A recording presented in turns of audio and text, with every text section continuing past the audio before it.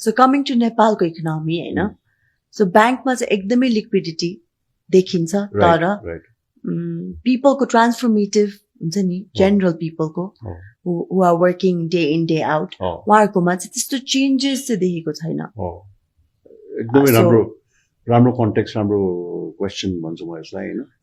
Basically, banks are liquid with funds.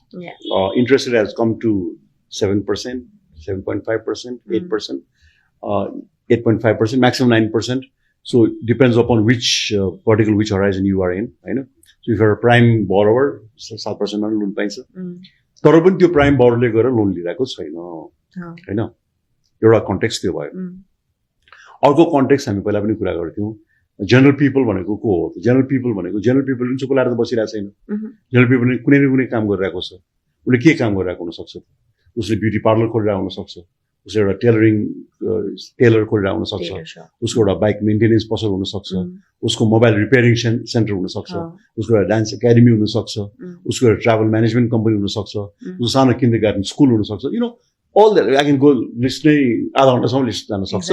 Because there are so many of them. So नेपालको पूर्व मेचीदेखि पश्चिम Mahakali left right सेन्टरमा सानो उद्यम गरेर बस्नेहरूलाई हामी माइक्रो इन्टरप्राइज भन्छौँ. उनीहरूले त्यो काममा इन्भल्भ हुन्छ.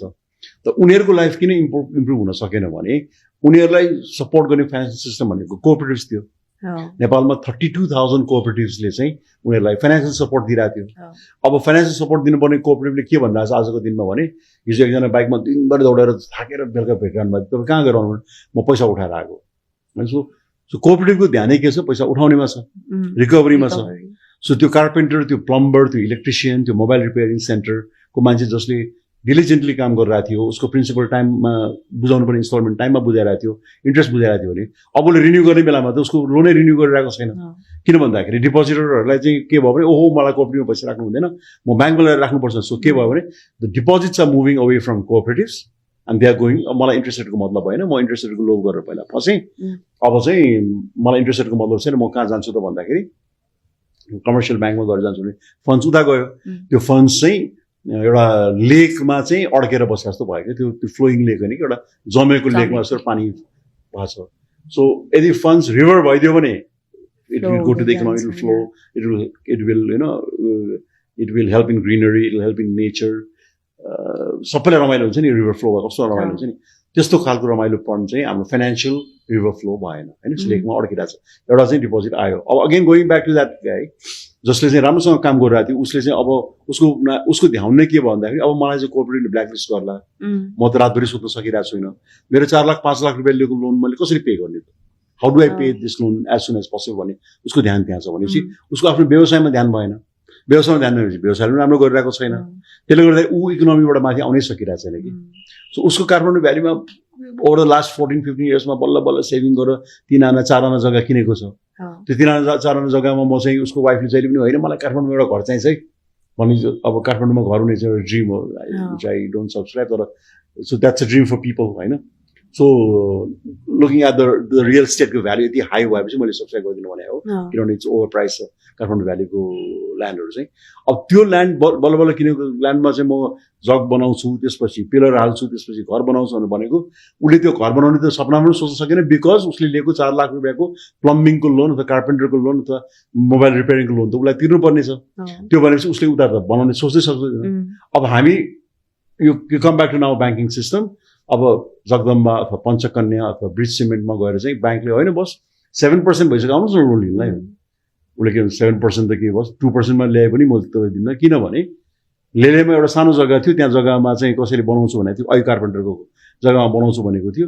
त्यहाँको हार्डवेयर दोकान जसले सिमेन्ट बेच्छ मेरो, त्यो सिमेन्ट बेच्ने अब के भनिरहेछ भने उहाँले त घरहरूको 5 वर्ष पनि बनाउनु हुनु होला भने भनिसकेपछि मेरो त सेल नै छैन. म 20% 25% अकुपेन्सीमा काम गरेको थिएँ.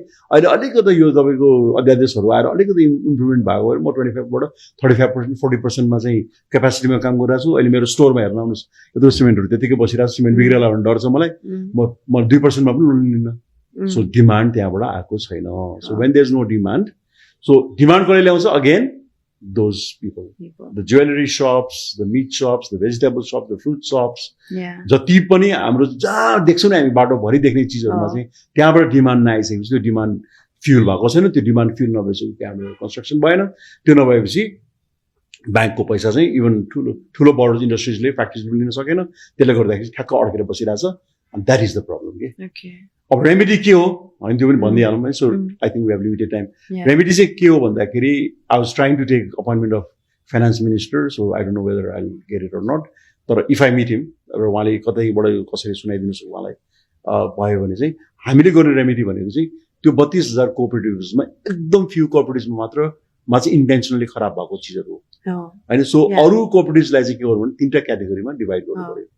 एकदमै राम्रो कोअपरेटिभ्स, एकदम इन्टेन्सन राम्रो भएको तर यो कारणले गर्दाखेरि फसिरहेको कोअपरेटिभ्सहरू र नराम्रो कोअपरेटिभ्सलाई एक्जिटमा लानुहोस्।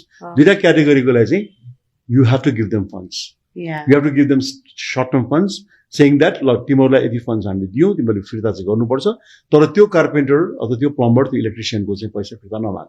Exactly, let them work, let the money flow. त्यो रिभर फ्लो भएर फेरि जहाँ इकोनोमीमा जुनमा प्रब्लम छ त्यो प्रब्लममा तिमीले चाहिँ मनी फ्लो गराइदियो भने बिस्तारै इकोनोमी आउँदै जान्छ, त्यसले गर्दाखेरि इकोनोमीलाई हेल्प गर्छ कि। So I hope I been able to, एकदम लिमिटेड टाइम यो एक्सप्लेन गर्न गाह्रो छ। सो यसको पेपर वर्क बनाएको छौँ हामीले, डेटा बनाएको छौँ, यसको रिसर्च गरेको छौँ होइन। So we can share with the stakeholders because we are really worried, real concerned कि यो इकोनोमीमा जनरल मान्छेलाई छुने जुन भने नि, जनरल मान्छेलाई छुने चाहिँ किन इकोनोमीमा चाहिँ लाइभलीहुड बढिरहेको छैन त भन्दाखेरि चाहिँ हामी खालि डेटा, राष्ट्र ब्याङ्क, तथ्याङ्क विभाग, के अरे अर्थ मन्त्रालयको डेटा हेरेर छौँ। बाइ द वे त्यो 3टै डेटाको अहिले डिपसिक र हाम्रो एआईमा गएर अरू के भन्छ च्याट जिपिटीमा गएर हेऱ्यो भने त्यो च्याट जिपिटी र डिपसिकलाई नै प्रब्लम छ कि किनभने उनीहरू कन्फ्युज हुँदो रहेछ कि उसले लेखेको अनुसार, किनभने त्यो रियल डेटा त्यो 3टा आधिकारिक निकायबाट आउने डेटा नै आधिकारिक छैन।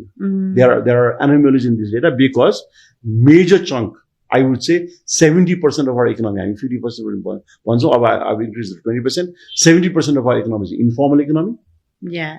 You add meter bias, you add Dukuti system, you add hundi in remittance, you add informal lendings, you add micro another class D भन्छ, तर यो माइक्रो फाइनेन्स इन्स्टिट्युसनलाई पनि एड गर्दा हुन्छ, लघु वित्तलाई पनि, कोअपरेटिभ्सको 32,000 को हामीले कुरा गर्यो।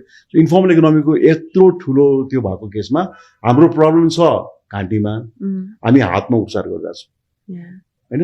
घाँटीमै अपरेसन गर्नुपर्छ कि सर्जरी गर्नुपर्छ, घाँटीमा पनि अलिअलि मलम लगाएर हुनेवाला छैन। If we need surgery in our neck, we need to do surgery in our neck. So त्यो चिजमा चाहिँ हामीले रिसर्च गरेका छौँ।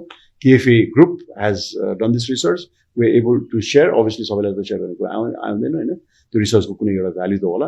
त्यसमा चाहिँ एउटा राइट निकायले गर्नु पर्यो भने we are ready to collaborate and willing to collaborate and help this economy to again come back to the track.